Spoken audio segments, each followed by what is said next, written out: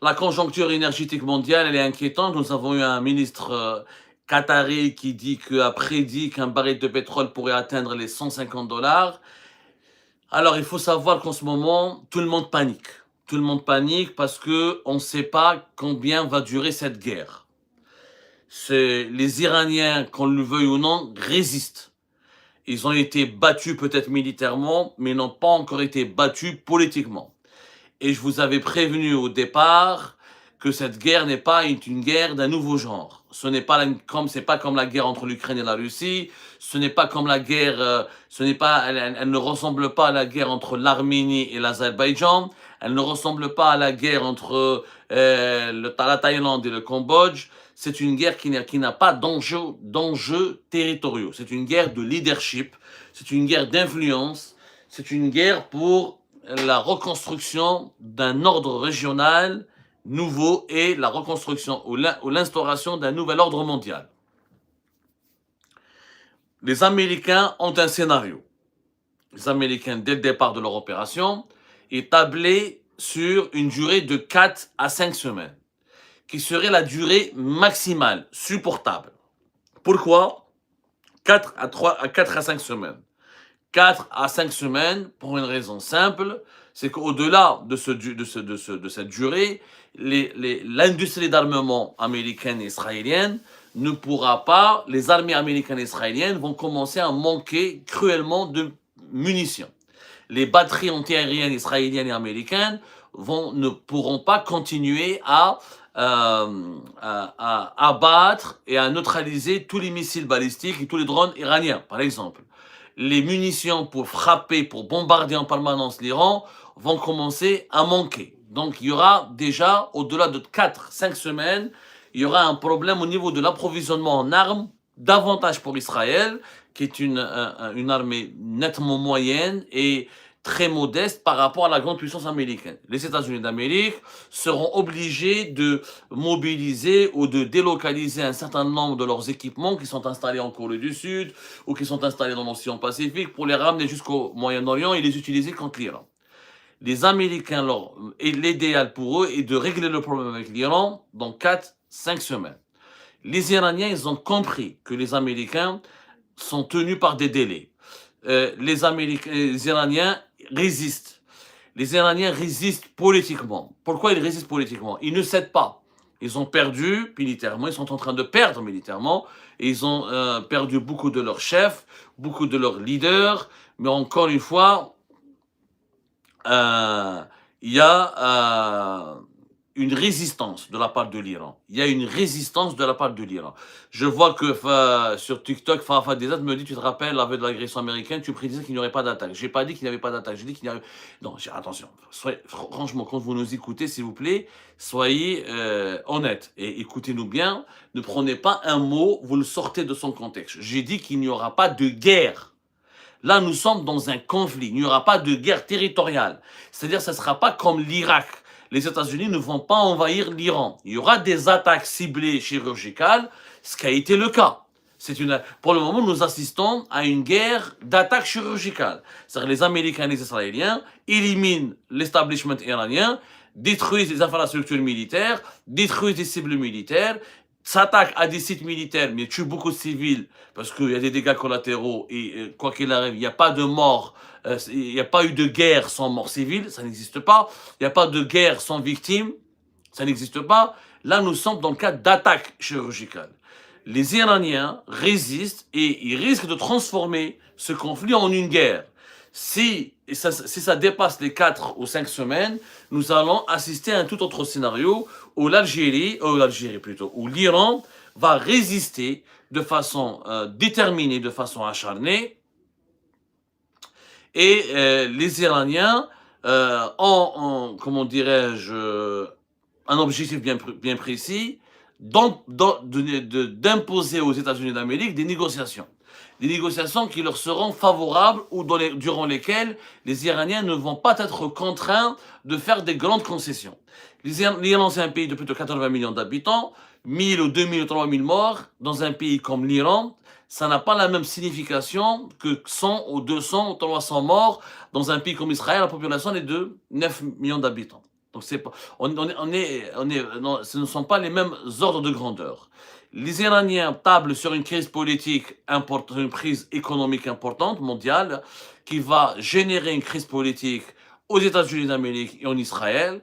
Les Iraniens pensent que les opinions publiques israéliennes et américaines vont à un moment donné se retourner et contre leurs décideurs, ils vont dire halte à la guerre et on a marre de la guerre.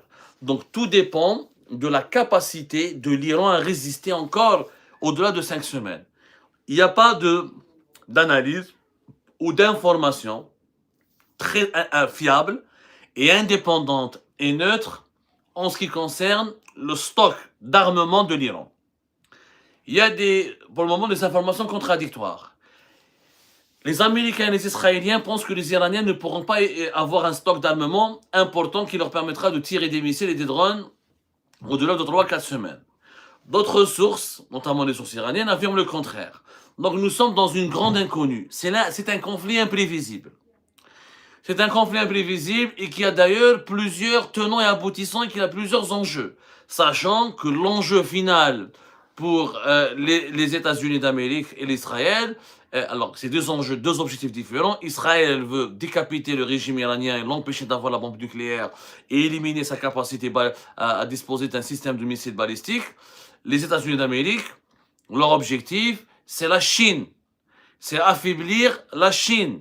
C'est s'attaquer à tous les alliés potentiels de la Chine qui fournissent à la Chine des matières premières comme le pétrole et le gaz et qui peuvent constituer des relais d'une alliance, des relais politiques, des relais idéologiques et des relais même sécuritaires et militaires pour la Chine. Donald Trump est dans une guerre où il veut affaiblir la Chine, où il veut étouffer la Chine, parce que les États-Unis d'Amérique, on le veuille ou non, avec un baril de pétrole à $100, ils seront beaucoup moins touchés que la Chine, puisqu'eux, ils sont autosuffisants au pétrole, grâce au pétrole de schiste. Fafa DZ, d'accord, mais tu as été surpris un peu par l'ampleur de l'attaque? Oui, j'étais surpris par l'ampleur. J'étais surpris par l'ampleur parce que je ne pensais pas que les Iraniens étaient capables d'attaquer les pays du Golfe. J'étais plus surpris par la réaction iranienne que par la réaction israélienne et américaine. La réaction iranienne, elle est à mon avis beaucoup plus intelligente et beaucoup plus machiavélique, puisque les Iraniens ont créé une panique mondiale en s'attaquant aux pays du Golfe, en s'attaquant au Qatar, en Arabie Saoudite, à l'Arabie Saoudite, aux Émirats Arabes Unis, au Koweït. Ils ont créé une crise économique. Ils ont créé une crise économique. Le Koweït, il a annoncé une réduction drastique de sa production de pétrole. L'Irak, il a fait la même chose. Le Qatar, il a suspendu sa production du GNL. Donc, c'était un coup de génie pour l'Iran. C'est un coup de génie. Les Iraniens ont bien compris dès le départ qu'ils ne pouvaient pas battre militairement Israël et les États-Unis d'Amérique. Leur seule chance était donc de semer ou de foutre semer le chaos. Semer le chaos dans le monde pour retourner les opinions publiques internationales contre les décideurs de la communauté internationale et pour discréditer l'Iran et pour discréditer Israël et les États-Unis d'Amérique et pour s'attribuer le rôle de la victime, même si l'Iran, du point de vue tactique et militaire, c'est le pays qui agresse les pays du Golfe, alors que ce ne sont pas les pays du Golfe qui ont attaqué l'Iran et son intégrité territoriale, mais les Iraniens, en impliquant les pays du Golfe dans cette guerre, ils ont réussi un coup de maître. Ils ont provoqué une crise économique.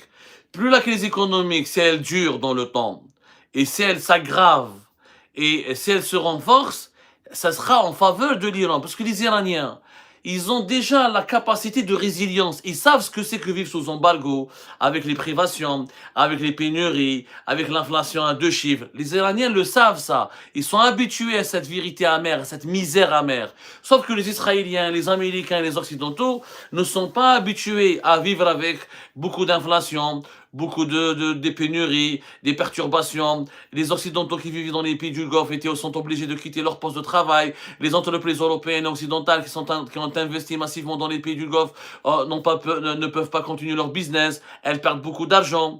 Donc, les Iraniens ont bousculé l'Occident et les États-Unis d'Amérique et Israël de façon intelligente et pratiquement gratuitement. Gratuitement, c'est-à-dire avec quelques missiles, quelques drones. Il faut savoir que les drones iraniens ne coûtent que $35 000. Sauf que pour les abattre et les neutraliser, ça coûte pour les Américains et les Israéliens 4 millions de dollars. Donc les pertes financières, les pertes militaires sont importantes pour l'Iran, mais les pertes financières sont beaucoup plus importantes pour Israël et les États-Unis d'Amérique. Et dans ce nouvel ordre mondial, je vois que Chenefodé sur TikTok me dit qu'à l'avenir de l'Algérie sur le nouvel ordre international et surtout si l'Iran tombe, eh bien l'Algérie pour le moment, elle ne trouve pas sa place. L'Algérie doit se remettre en cause en toute urgence. L'Algérie doit se remettre en cause sur le plan militaire et sécuritaire, sur le plan diplomatique et sur le plan économique. Sur le plan militaire, cette guerre entre l'Iran et les États-Unis nous apprend que ça ne sert à rien d'avoir des armées puissantes avec des budgets de 25 milliards de dollars. Le budget de l'Iran est nettement inférieur officiellement au budget militaire de l'Algérie. Il suffit d'avoir des petits drones de 30 000, 35 000 dollars pour semer le chaos et pour entraîner toute une région, l'une des régions les plus stratégiques du monde, qui est la région du Moyen-Orient, dans des tensions exacerbées et de chambouler l'ordre international. Les missiles balistiques iraniens coûtent beaucoup moins cher que les missiles que l'Algérie achète à la Russie. L'Iran n'a pas des sous-marins de l'Algérie. L'Iran n'a pas une marine aussi sophistiquée que la marine algérienne. L'Iran n'achète pas, n'a pas les avions de 5e génération russes que l'Algérie possède. Tout cela sur le plan militaire ne sert à rien. Parce que tout le matériel, tout ce qui est sophistiqué et lourd, les États-Unis et Israël peuvent le détruire. Ils peuvent le démolir. Ce que Israël et les États-Unis d'Amérique ne peuvent pas faire, c'est toucher à la capacité de neutraliser un pays qui a une véritable capacité de résilience. L'Iran a démontré que sa capacité de résilience, ce sont des armes qu'il fabrique lui-même, à très faible coût, dont la destruction nécessite un coût très élevé, et l'Iran, sa capacité de résilience est de toucher à des intérêts économiques mondiaux, bloquer le détroit d'Ormuz, empêcher le passage des pétroliers, toucher aux pays voisins qui produisent du pétrole et du gaz, et donc créer le chaos international qui ne fait pas l'affaire, qui n'arrange pas, et qui place ou qui met la communauté internationale dans une situation très inconfortable. C'est la capacité de résilience. Un pays ne va pas résister avec des armes importées. Un pays, s'il peut résister, la leçon que l'Algérie doit tirer en urgence, c'est que les 25 ou les 20 milliards de dollars que nous donnons à l'armée ne servent à rien. Ne servent à rien. Toutes les armes que nous achetons à la Russie, les États-Unis et Israël peuvent les détruire en une seule nuit.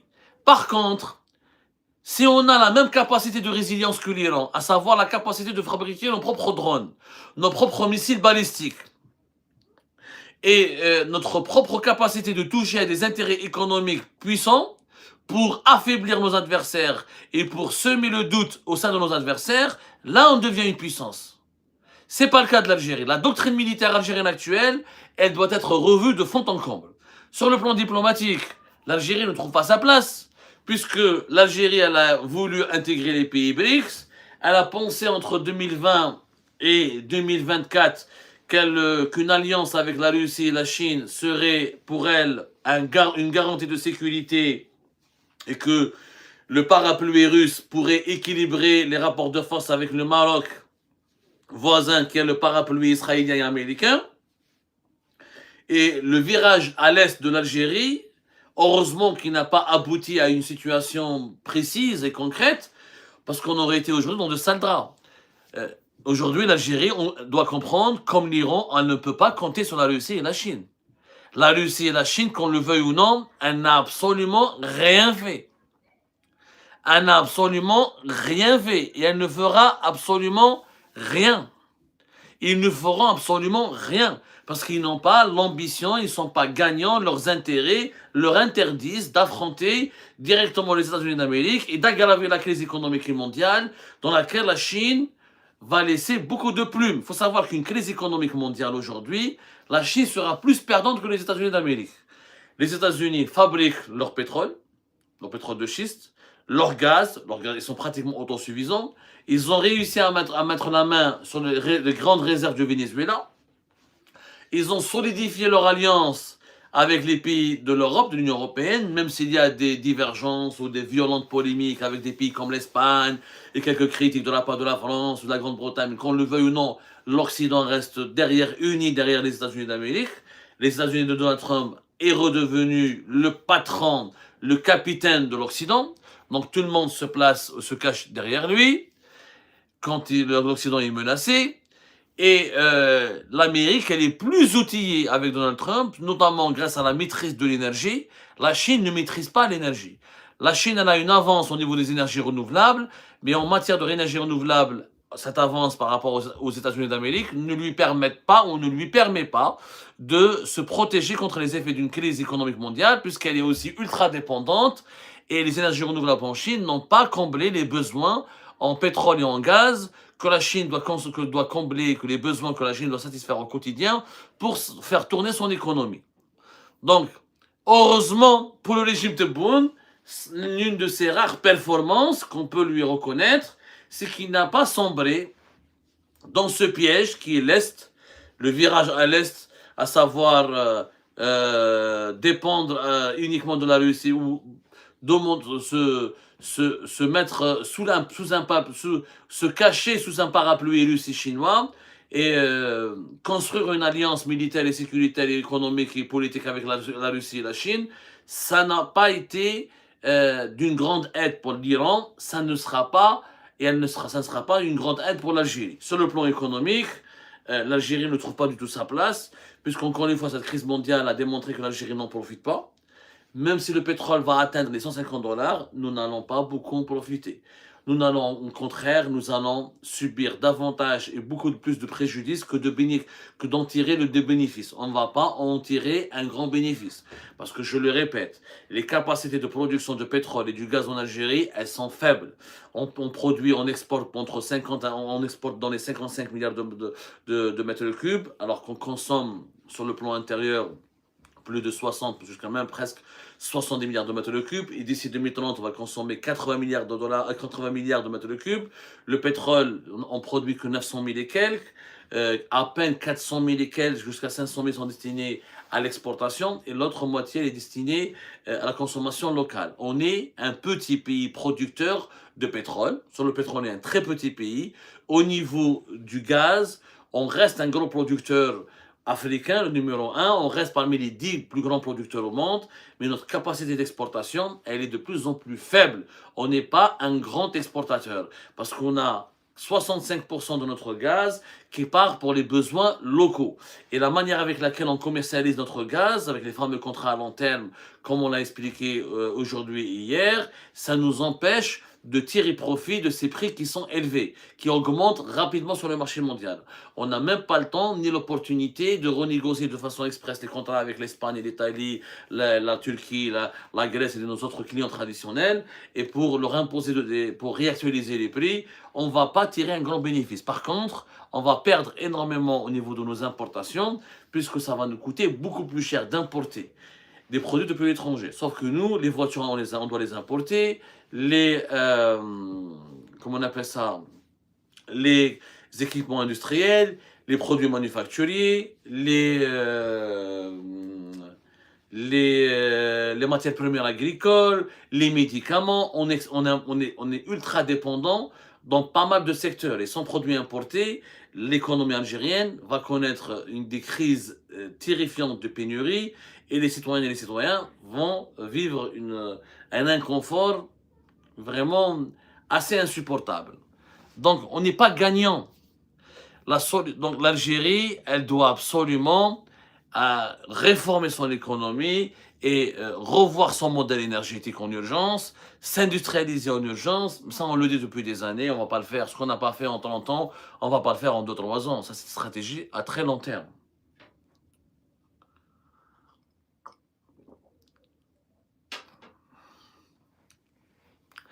Allez, Ajma'at al-Khair. Est-ce qu'on va prendre quelques questions sur YouTube? Allez, l'équipe de YouTube.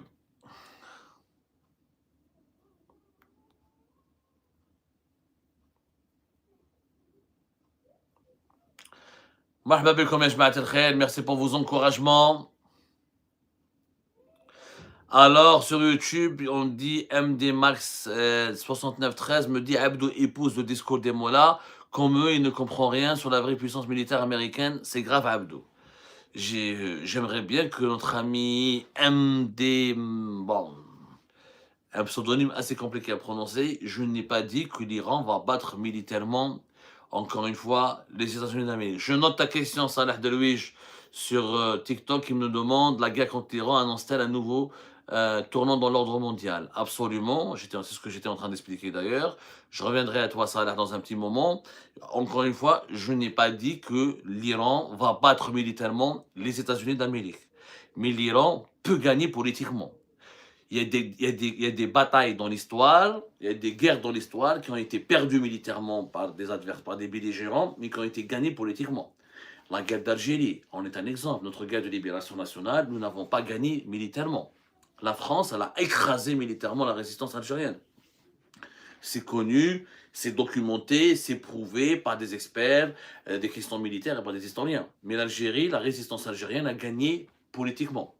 Parce qu'elle a su utiliser un contexte international favorable à la décolonisation.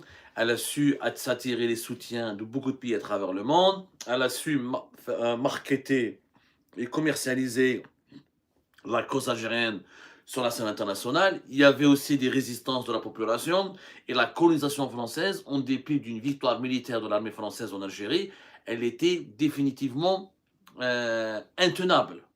La population était retournée. La résistance algérienne a perdu la bataille des armes, mais elle a gagné la guerre des cœurs. Et la population, elle a adhéré, l'opinion publique internationale, elle a adhéré, et les crimes et les atrocités de l'armée française ont fini par se retourner contre la France coloniale. Voilà. Est-ce que le Vietnam a gagné militairement contre les États-Unis d'Amérique durant les années 70? Le débat est ouvert. Est-ce que l'Afghanistan a gagné militairement contre l'Union soviétique dans les années 80? Non. La puissance militaire ne suffit pas pour gagner une guerre. L'histoire, il est remplie d'exemples où les puissances militaires n'ont pas pu gagner des guerres. Depuis les empires, depuis l'empire romain et depuis l'empire perse, il y a eu les empires eux-mêmes, ça leur est arrivé de perdre des batailles, des guerres, face à des peuplades, des populations, des tribus, des armées. Puisque la guerre, il y a une autre dimension qui est la dimension politique, la dimension économique, la dimension socio-culturelle. L'Iran ne va pas gagner militairement, mais elle peut gagner politiquement. Si le régime iranien ne tombe pas d'ici 4-5 semaines, qu'est-ce que les États-Unis d'Amérique et Israël auraient gagné? Tuer des Iraniens, ok, il y a 80 millions d'Iraniens. Tu vas tuer 2000, 3000, 4000, 5000, on ne les a pas tués tous. Et puis, c'est pas une victoire stratégique pour les États-Unis d'Amérique. Éliminer la capacité des missiles balistiques iraniens, ça reste à confirmer. C'est d'ici 3 ou 4 semaines. L'Iran continue de tirer des missiles. Et continue d'avoir une capacité à tirer des missiles. Ça signifie que les objectifs des États-Unis d'Amérique et d'Israël n'ont pas été atteints. Moi, je ne suis pas en train de défendre l'Iran. Un pays, d'ailleurs, un régime que je déteste, que je condamne. Mais je suis un analyste honnête, objectif. Je ne peux pas vous dire que les États-Unis ont raison, surtout. Les États-Unis n'ont pas encore gagné, ils ne sont pas sûrs de gagner. Je parle de gagner la guerre, pas de gagner la bataille, une bataille. La bataille militaire, elle est gagnée. Mais dans cette guerre, il y a la bataille politique et la bataille économique. La crise économique mondiale provoquée par les attaques contre les pays du Golfe, producteurs de pétrole et de gaz, comme le Koweït, les Émirats et le Qatar et l'Arabie Saoudite, la fermeture des détroits d'Ormuz et les conséquences qui sont suivies sur les bourses mondiales. Ça, c'est des points positifs pour l'Iran. L'Iran a pu provoquer une crise mondiale avec des drones de 30 000 $. Si l'Algérie demain est attaquée, ou si le Maroc demain est attaqué par une puissance militaire équivalente aux États-Unis d'Amérique à Israël, comment est-ce que l'Algérie et le Maroc ont la capacité, par exemple, de provoquer une crise mondiale? Est-ce que l'Algérie peut fermer le détroit de Gibraltar? Ah, on a tout un scénario. Imaginons que l'Algérie est attaquée. On a la capacité de notre marine de bloquer le détroit de Gibraltar, comme les Iraniens ont réussi à bloquer le détroit d'Ormuz. Est-ce que les Marocains peuvent bloquer le détroit de Gibraltar? Est-ce qu'on a des missiles balistiques qui peuvent atteindre des centres de production énergétique des pays les plus importants de la région? Est-ce qu'on a des drones qui coûtent pas cher, qu'on fabrique localement nous-mêmes, sans les importer et qui peuvent être lancés de façon massive et qui peuvent saturer les ciels de pays développés, de pays voisins? Non, à ma connaissance, non, et je ne le crois pas. Je ne le crois pas. Donc, il s'agit de dire que, et ça je rejoins la question de Salah, le nouvel ordre régional, il y a un nouvel, c'est un tournant. C'est un tournant, c'est un tournant. Ce tournant, il consiste à ce que les États-Unis d'Amérique a remis, comment dirais-je, a remis au goût du jour la véritable signification de la puissance. Jusque-là, depuis la chute de l'Union soviétique, je dis bien que depuis la chute de l'Union soviétique, on pensait que les nouvelles puissances sont d'abord économiques. Et que dans la lutte, le match qui opposait Pékin à Washington, la Chine aux États-Unis d'Amérique, on pensait que la puissance économique chinoise, c'est elle qui va détrôner les États-Unis d'Amérique d'ici 2035. Et beaucoup d'experts l'ont dit, hein. Beaucoup de rapports internationaux, beaucoup de livres, toute une littérature là-dessus qui a été éditée, qui a été publiée là-dessus, qui a été dans plusieurs langues, en anglais notamment, en chinois, en français, même en arabe. Beaucoup de centres de recherche, d'analystes ont pensé, ont dit que la Chine va dépasser les États-Unis en 2035. Avec quoi? Uniquement avec la puissance économique, uniquement avec le commerce, uniquement avec l'innovation technologique, uniquement avec le business. C'est pas possible puisque les États-Unis aujourd'hui démontrent que la puissance militaire, elle compte. Et que la Chine n'a pas la puissance militaire des États-Unis. Elle peut pas, la Chine n'a jamais fait de guerre à l'extérieur de ses frontières. Elle n'est pas capable de gérer des conflits à l'extérieur. Elle n'est pas capable de dominer des pays ou de changer les choses dans des pays pour pour accéder à des richesses du sous-sol. Et que la maîtrise des énergies renouvelables. Les Chinois ont gagné contre les États-Unis d'Amérique la guerre des énergies renouvelables. Ils ont gagné la guerre du véhicule électrique. Ils sont en train de gagner la guerre de la transition écologique. Ils sont en train de gagner la bataille des terres rares. Sauf que le monde ancien, il résiste et que dans le monde d'aujourd'hui, c'est le pétrole et le gaz qui décident.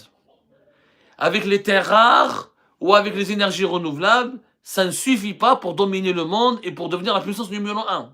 T'as pas accès au pétrole, t'as pas accès au gaz, t'es pas autosuffisant en production de pétrole et de gaz, tu ne peux pas dominer le monde. Tu peux pas être la puissance numéro 1. Donc, c'est ça le nouvel ordre mondial. C'est que le match entre la Chine et les États-Unis est en train de devenir une confrontation directe.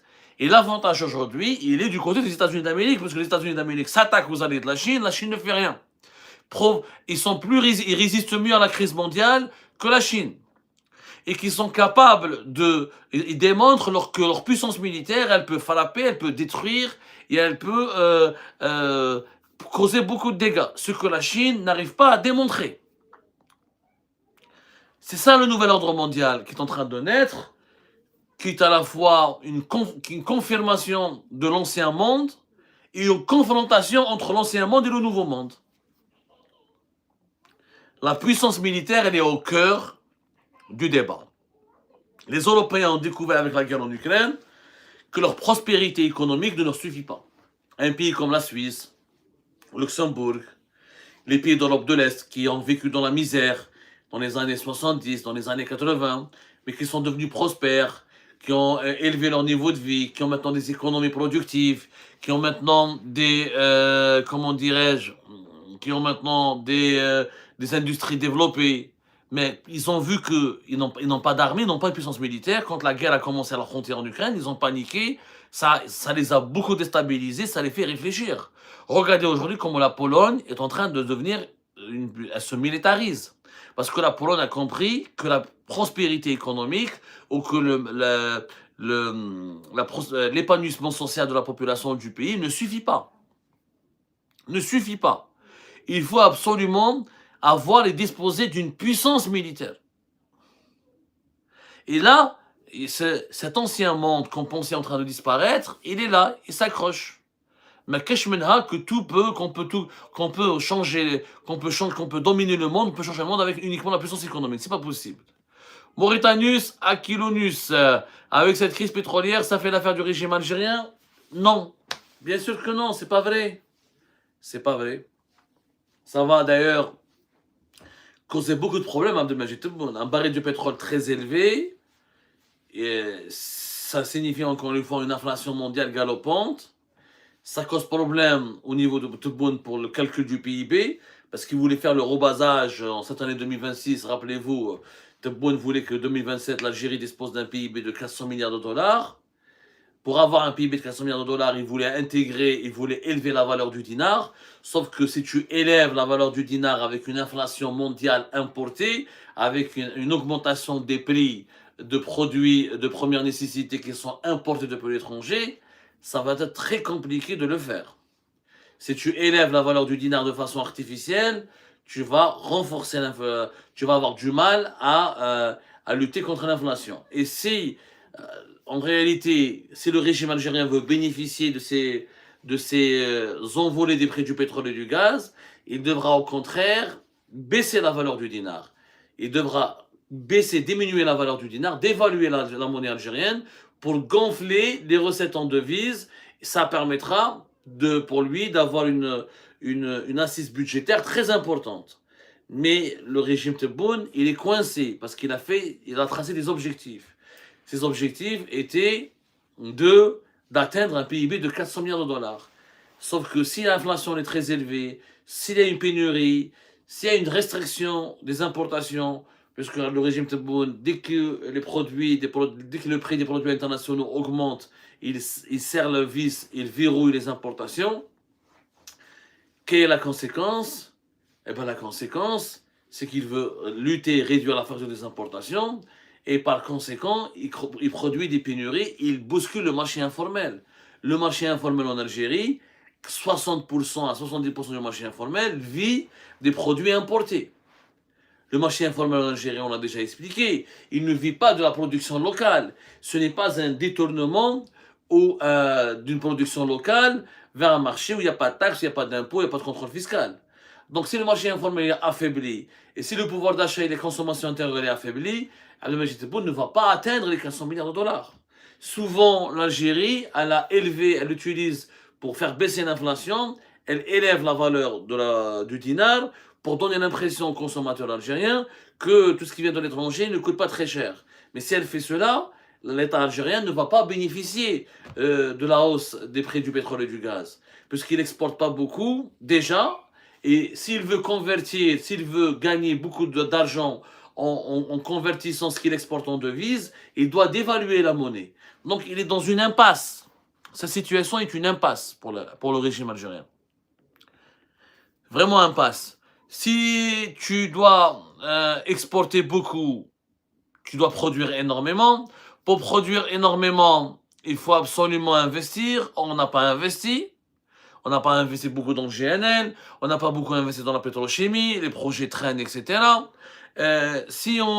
Pour lutter, pour préserver les réserves de change et pour renforcer la consommation intérieure, il faut garantir la disponibilité des produits de la consommation. Sauf que les Algériens, pour le consommer, ils doivent dépenser. Pour dépenser, ils doivent trouver les produits qu'ils consomment. Les produits que nous consommons, il faut les ramener de l'étranger ou ramener les matières premières depuis l'étranger pour les fabriquer. Et tout ce qui va venir de l'étranger va coûter plus cher pour le régime algérien. Donc, puisque la crise énergétique va provoquer mécaniquement l'augmentation des produits importés. Ce n'est pas un scénario positif pour le régime algérien. Le régime algérien va essayer de vous faire croire, de communiquer, de dire voilà, l'Algérie se frotte les mains, l'Algérie va, etc. Non, jamais de la vie. Jamais de la vie, ça n'a pas de sens. Ça, c'est que du mensonge, c'est de la manipulation.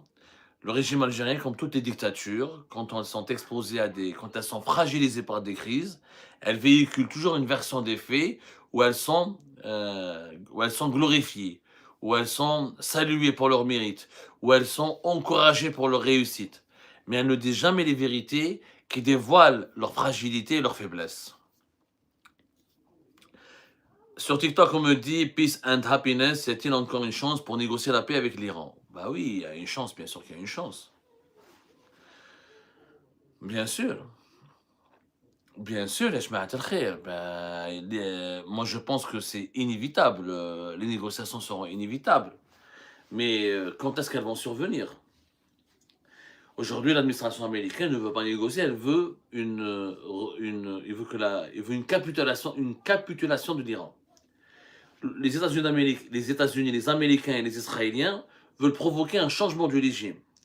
Sauf que malgré l'assassinat de Khamenei et d'un nombre important, d'une quarantaine de hauts responsables militaires et civils iraniens, le régime n'a pas encore changé.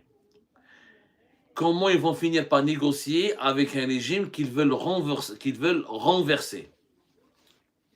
qu'ils veulent éliminer? Ça va être très difficile à mettre en place.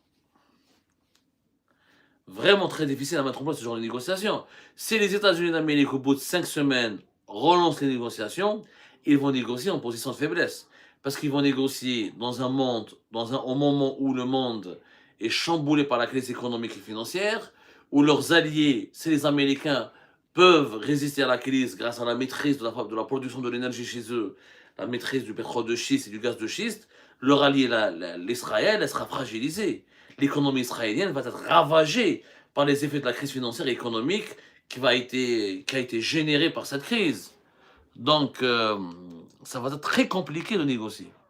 Je pense que les négociations ne seront pas favorables aux Américains ou aux Israéliens. Sauf si le régime iranien s'effondre ou montre des signes de faiblesse. Sauf s'il y a des émeutes en Iran. Sauf s'il y a un retournement de la situation. Au Venezuela, les États-Unis d'Amérique ont gagné parce qu'ils ont réussi à pactiser avec des forces au sein du régime du Venezuela pour que ces forces abandonnent et laissent tomber Nicolas Maduro. Est-ce qu'il y aura des forces au sein du régime iranien qui vont se retourner contre les décideurs de leur régime pour ensuite négocier un compromis avec les Américains? Ça, pour le moment, encore une fois, ça reste ce qui se passe au sein du régime iranien, ça reste un mystère. Sincèrement, ça reste un mystère.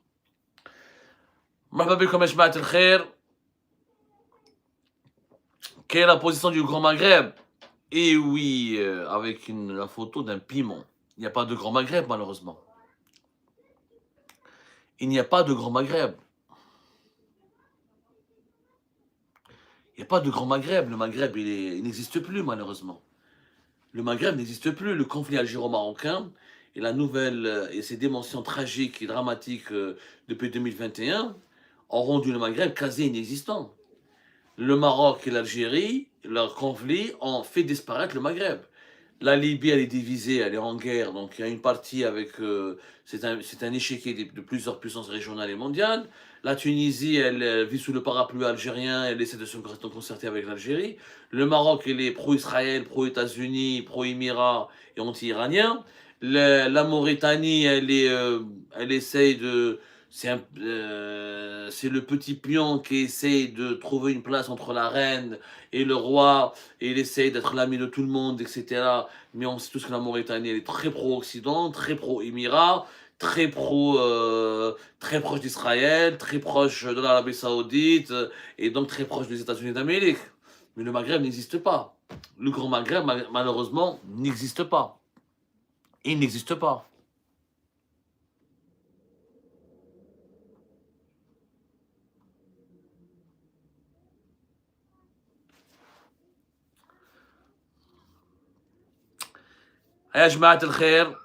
Je vous sens fatigué un peu. Merci beaucoup de nous avoir accompagnés.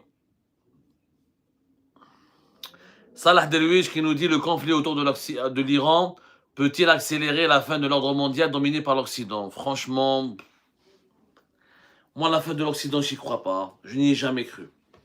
Au contraire, l'Amérique de Trump est en train de prouver que l'Occident existe plus que jamais. Il y a la faiblesse, la guerre en Ukraine, elle a démontré la fin de l'Europe, l'impuissance de l'Europe, ou l'incapacité de l'Europe à s'imposer comme une véritable puissance. À savoir, l'Europe n'a pas d'armée commune, n'est pas une fédération, elle est minée par les divisions internes. Il y a une Europe avec deux collèges, l'Europe occidentale et l'Europe de l'Est. L'Europe, elle est très fragile. La guerre en Ukraine, elle a démontré que l'Europe elle n'est pas une puissance réelle. C'est une puissance de carton. Sauf que cette guerre contre l'Iran, elle démontre que les États-Unis d'Amérique restent la puissance militaire numéro 1 au monde. Et depuis le Venezuela et depuis le début de l'année 2026, Donald Trump a lancé un plan qu'on le veuille ou non, il est machiavélique, il est bien huilé, il vise la Chine et il a plus que jamais l'ordre mondial, il est pro-américain. Aujourd'hui, l'ordre mondial est plus que jamais américain. Les États-Unis d'Amérique montrent leurs muscles, montrent l'efficacité de leur armée, l'efficacité de leurs services de renseignement, l'efficacité de leur protection qu'ils accordent à Israël. Regardez la relation entre les États-Unis, les USA et Israël. C'est un véritable protectorat. La Russie et la Chine n'ont jamais fait pour l'Iran ce que les États-Unis sont en train de faire pour Israël. Donc l'ordre mondial est toujours dominé par les États-Unis d'Amérique, qui sont, qu'on le veuille ou non, les parrains de l'Occident. Qui sont, qu'on le veuille ou non, la mère de l'Occident. La mère de l'Occident, c'est les États-Unis d'Amérique. Moi, je ne crois pas à un chamboulement majeur. Je crois justement à un rappel à l'ordre de la Chine. Le seul souci de l'Occident, c'est que les États-Unis d'Amérique sont instables politiquement et fragmentés. Et on ne sait pas qui va succéder à Donald Trump. Est-ce que ce sera le vice-président Vance, qui est un conservateur, mais pas aussi hargneux, pas aussi charismatique, pas aussi dynamique ni engagé que Donald Trump? Si la politique de Trump sera changée dans 2-3 ans, là, oui, l'Occident pourrait trembler et la Chine pourrait reprendre les cartes en main. Mais là, pour le moment, Donald Trump, il est bien parti pour renforcer l'ordre mondial et imposer l'Amérique comme étant son cœur battant. La puissance militaire américaine et la puissance économique américaine. L'Amérique maîtrise l'énergie, elle maîtrise les armes. Et elle tient ses engagements. Ce que la Chine ne fait pas. Ce que la Russie ne fait pas. La Chine et la Russie ont des armes, ils ne maîtrisent pas totalement l'énergie. La Russie plus que la Chine quand même. Mais voilà, ils n'ont pas les mêmes outils technologiques. Parce que là, les États-Unis, c'est quand même le gaz de schiste et le pétrole de schiste. Et la Russie et la Chine ne respectent pas leurs engagements auprès de leurs alliés. L'Amérique, quand elle te protège, quand tu as une alliance avec les États-Unis interviennent. Pour Israël, ils sont en train de faire le boulot. La Chine et la Russie n'ont pas fait le boulot. N'ont pas fait le boulot pour l'Iran. Allez, encore une fois quelques questions. Allez, l'équipe de YouTube. Comment ça va? Est-ce que vous pouvez nous poser des questions sur YouTube?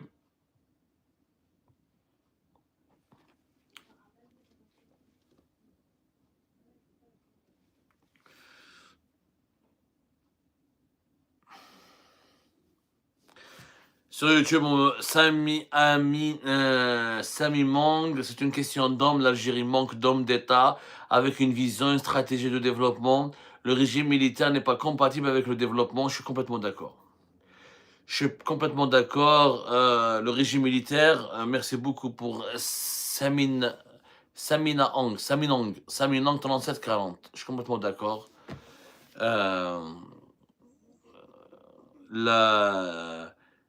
Le régime militaire n'est pas du tout adapté au développement. On est en train de le voir. Avoir une structure militaire puissante politiquement et qui décide à la place du civil et qui décide et qui monopolise les richesses du pays, c'est extrêmement mauvais. Extrêmement mauvais. Extrêmement mauvais. Je suis pas du tout d'accord. Je suis pas du tout d'accord. Et ce modèle-là, il est archaïque. Il est, regardez Israël, par exemple. Bien sûr, il y a le protectorat américain, bien sûr qu'il y a le parapluie américain, mais il y a une société civile puissante, il y a une industrie puissante, il y a une économie locale, il y a une capacité à créer des nouvelles technologies, il y a une capacité à maîtriser le progrès scientifique et le progrès économique, et ça fait un pays qui peut se bagarrer face à l'Iran, qui est un ancien empire, quand même.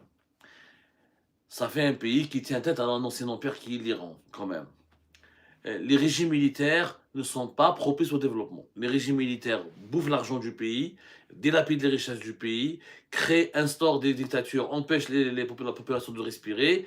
Quand il n'y a pas de liberté, il n'y a pas de créativité. Quand il n'y a pas de liberté, il n'y a pas d'innovation. Quand il n'y a pas de liberté, il n'y a pas d'enrichissement personnel. Quand il n'y a pas de liberté, il n'y a pas de, comment dirais-je, il n'y a pas de, il n'y a pas de capacité à entreprendre, à créer des richesses.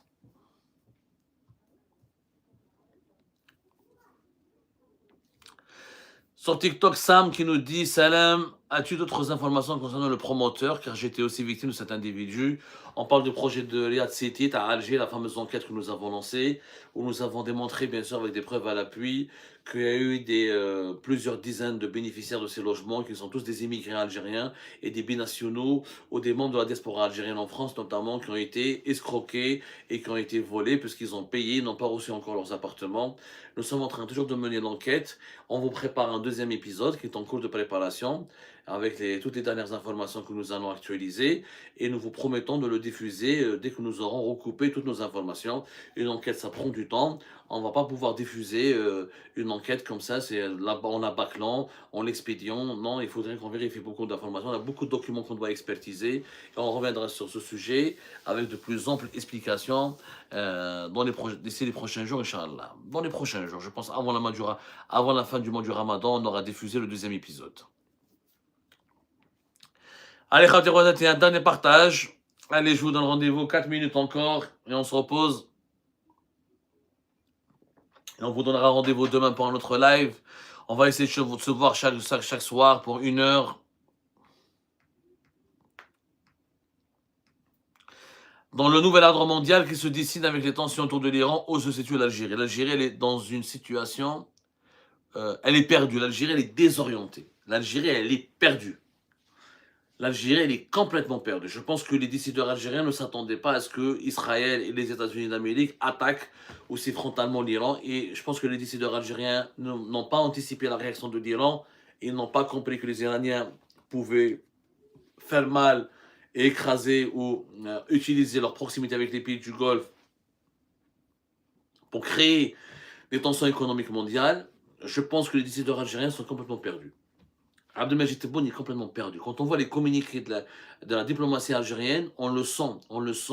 C'est un pays qui n'arrive pas à se positionner. C'est un pays qui est piégé par ses propres contradictions, par ses propres incohérences. Et c'est ça, je pense, une belle conclusion à faire pour notre live. L'Algérie, elle est vraiment perdue. C'est un pays qui ne sait plus où donner de la tête. Qui ne sait plus, il ne se retrouve plus. Il est désorienté. L'Algérie, elle est désorientée. Les incohérences sont énormes.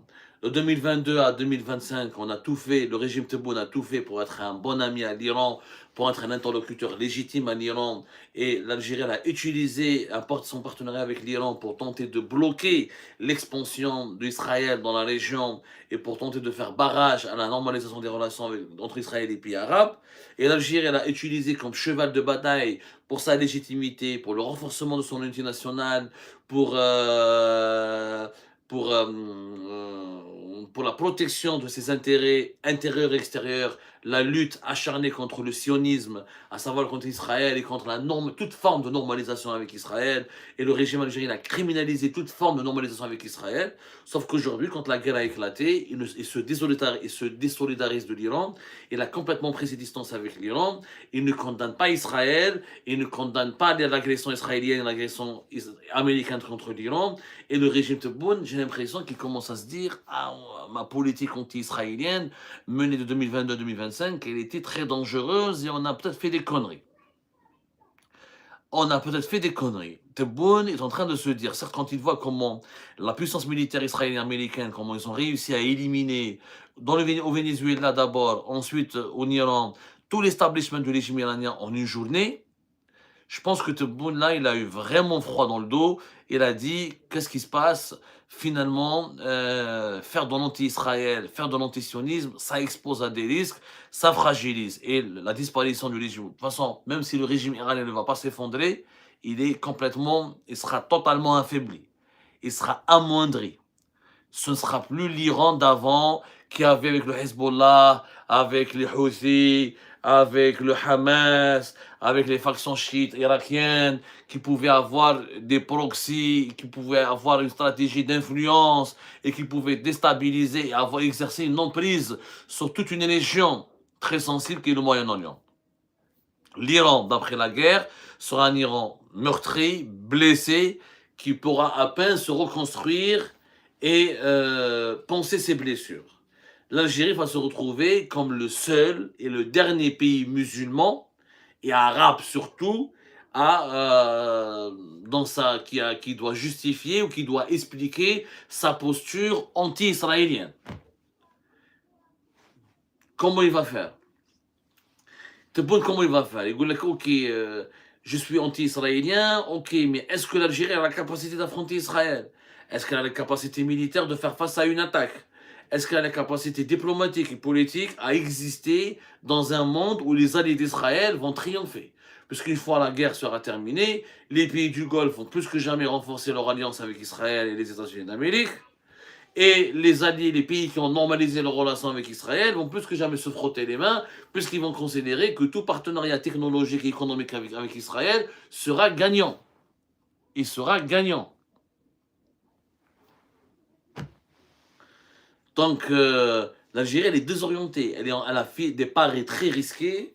Et moi, je l'avais mis en garde, le régime Tebboune, contre cette politique trop violente à l'égard d'Israël et trop violente à l'égard de l'Occident. Cette politique, ce nationalisme, cet impérialisme exacerbé, déplacé et qui est malvenu dans le monde dans les années, malvenu dans le monde des années 2022, 2023 jusqu'à 2025, quoi qu'il arrive, je l'avais prévu, j'en avais peur, pourrait coûter à l'Algérie un prix, des préjudices, pourrait coûter à l'Algérie une situation assez inconfortable, vont voir un certain discrédit. Parce qu'aujourd'hui, tu vas dire quoi au monde maintenant? Ok, tous les ennemis d'Israël ont été battus. Tous les pays qui ont normalisé leurs relations avec Israël vont se stabiliser, vont devenir sûrs et vont amorcer un processus de développement économique. Et toi, tu vas faire quoi? Tu vas faire quoi? On va remplacer l'Iran, c'est le régime algérien qui va remplacer l'Iran, qui va sauver le monde musulman et le monde arabe contre Israël et le sionisme. Ça, je ne le crois pas. Et regardez comment le rétropédalage du régime Tebboune, depuis la fin de l'année 2025, toutes les positions pro-palestiniennes, anti-sionistes, anti-israéliennes, anti-impérialistes du régime Tebboune ont été abandonnées. Le régime Tebboune n'a pas dit non au plan américain pour le Gaza, n'a pas dit non pour le désarmement de la résistance palestinienne. Il a pris totalement ses distances avec le Hamas palestinien, alors qu'il avait invité, qu'il avait honoré à Alger en 2022, n'a pas condamné l'agression contre l'Iran, ne s'est pas solidarisé ni avec le Venezuela ni avec l'Iran. Il y a un rétropédalage complet. Rétropédalage complet. J'ai vu tout à l'heure, on m'a dit, mais oui, mais Abdou, personne n'a prévu les attaques ou les réactions et l'ampleur. Oui, mais on est d'accord, mais quand tu fais une alliance avec l'Iran, quand tu as fait des partenariats, quand tu signes des accords avec l'Iran, etc., tu sais très bien que l'Iran, elle risque de provoquer. L'Iran, on le savait tous qu'elle était dans le viseur et dans le viseur de l'Occident et des États-Unis d'Amérique depuis de très nombreuses années. Depuis de très nombreuses années. Et à la moindre des choses, quand tu es un gouvernement, quand tu es un président, tu fais des scénarios. Se brouiller avec les Émirats, par exemple, au moment où les Émirats sont attaqués par l'Iran, alors qu'elles abritent des bases américaines et françaises et occidentales importantes, alors que nous avons des intérêts très importants avec les Occidentaux, est-ce que ça a été intelligent de la part du régime Tebboune? Cette politique forcément anti-marocaine et maroccophobe et anti-sioniste, etc., est-ce qu'elle a des bienfaits pour l'Algérie? Est-ce qu'on ne devrait pas rééquilibrer notre politique extérieure et se montrer beaucoup plus modéré, beaucoup plus pragmatique, essayer de retrouver notre place qui est celle d'être un pays pivot, d'un pays médiateur. On a essayé de nous on a essayé de nous interrompre sur TikTok. Merci de partager massivement ce live.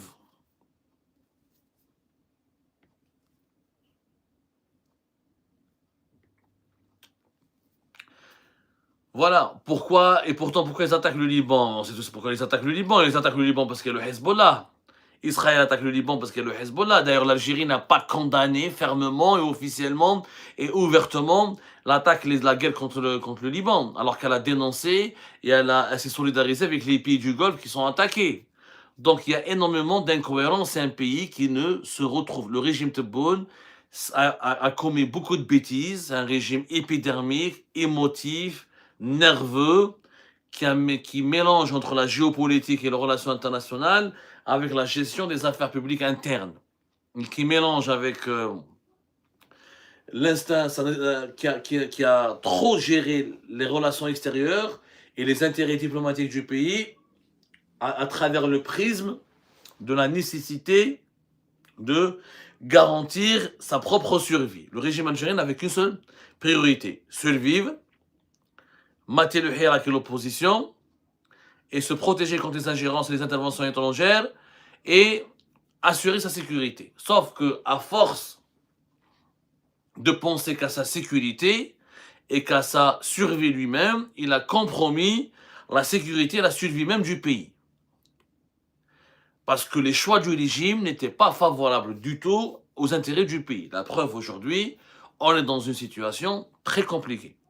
On n'a pas de bonnes relations avec les États-Unis d'Amérique, on n'a pas de bonnes relations avec la Russie et la Chine, on est un pays anti-sionisme et on recule, on a fait des rétropédalages et là on se remet en cause, on est en train de quasiment de réagir comme les pays qui ont normalisé avec Israël. On n'y comprend plus rien à la manière avec laquelle Abdelmajid Tebboune gère les relations extérieures du pays. C'est une gestion qui traduit encore une fois un sentiment de déperdition, un sentiment de désorientation. C'est comme le régime algérien est devenu comme un individu dans un tunnel noir, il ne sait plus où aller, il n'arrive plus à retrouver ni la sortie ni l'entrée. Il faut absolument revenir vers une politique pragmatique, comme c'est à l'époque du régime de Bouteflika. L'Algérie est l'amie de tout le monde, elle parle à tout le monde, elle discute avec tout le monde, elle a des valeurs, elle dénonce, elle protège des principes, elle tient à défendre des principes, mais elle parle avec tout le monde, elle est pragmatique, et ce n'est pas un pays qui se projette sur la scène internationale en détestant, en diabolisant, en provoquant des conflits avec un autre pays. C'est un pays qui se projette sur la scène internationale à travers une vision de la politique internationale, à travers des valeurs, à travers une éthique, à travers une morale, à travers un positionnement qui doit refléter son histoire et son passé et les intérêts de son présent. Sauf qu'avec Abdelmajid Tebboune, le régime Tebboune provoque des crises en permanence où il se projette juste comme étant un régime qui veut juste se protéger et qui fait juste de anti-Maroc, anti-Émirats, anti-France, anti-Israël. Mais c'est pas en faisant anti-Maroc, de l'anti-Émirats ou de l'anti-Israël qu'on fait du pro-Algérie. Un régime doit protéger son pays, il doit développer son pays, il doit conserver les intérêts de son pays. Il ne peut pas prospérer, un régime ne peut pas réussir à bâtir, à développer un pays s'il se projette uniquement dans l'adversité, dans le rapport de force, dans le rapport conflictuel ou dans les tensions permanentes avec d'autres partenaires étrangers, avec d'autres États étrangers. C'est pas possible. Un tel régime, c'est un régime qui est problématique, qui est instable et qui devient une source d'instabilité et qui peut même être menacé de disparition, qui peut même être ébranlé, qui peut même être renversé par des crises qui peuvent survenir soudainement, que ce soit sous pression de certains événements internationaux ou sous la pression de certains chamboulements internes. Comme ça, ça fait pratiquement 70 minutes que nous sommes ensemble, 68 minutes dans la dernière semaine, 70 minutes. Bien sûr, la position de l'Espagne, elle est honorable, mais l'Espagne, elle a les moyens d'avoir une position. L'Algérie n'a pas les moyens de l'Espagne. Même pas mal. L'Espagne est une puissance économique, c'est une puissance industrielle, c'est la quatrième puissance de l'Union européenne. Pedro Sanchez, il est légitime, il est populaire, il a la légitimité des urnes, ce n'est pas un dictateur, il n'emprisonne pas les opposants, il ne persécute pas la presse libre, il ne persécute pas les journalistes, il ne contrôle pas les services de sécurité en Espagne, ne mettent pas les Facebookers en prison, ne mettent pas les internautes en prison, donc ce n'est pas du tout la même chose. L'Espagne a les moyens de sa politique, a les ambitions de sa politique, c'est un pays qui connaît une croissance, qui est dynamique en ce moment, qui est ouvert sur l'international et qui a beaucoup d'amis et qui est très apprécié dans le monde. Là, c'est pas le cas de l'Algérie, c'est pas un pays dynamique, c'est pas un pays ouvert, c'est une dictature, on a beaucoup d'ennemis, dans notre propre voisinage, on a de très mauvaises relations. Et surtout, on n'a pas le dynamisme social et économique que connaît l'Espagne. Donc, on ne peut pas se comparer à l'Espagne et on ne peut pas adopter la même position que l'Espagne. On n'est pas... Regardez la différence entre le PIB de l'Espagne et le PIB de l'Algérie, l'industrie en Espagne, l'industrie en Algérie. Le rayonnement, l'Espagne, c'est un pays qui rayonne. C'est le deuxième pays touristique au monde. L'Espagne est en train de détrôner la France. Elle risque de devenir d'ici 1 année ou 2 ans le premier pays touristique au monde. C'est un pays qui respire la joie. Les Espagnols sont unis malgré leur diversité régionale très puissante entre les Catalans, les Basques, les Andalous, etc. Mais c'est un pays très uni parce qu'ils ont un projet national qui est de faire de l'Espagne un grand pays, une grande nation, comme elle le fut dans le 15e et 16e siècle. comme ça, j'espère que ce live vous a été utile. Merci beaucoup. Prenez soin de vous. Et je vous dis à demain pour un autre live, d'autres échanges, d'autres analyses et d'autres décryptages.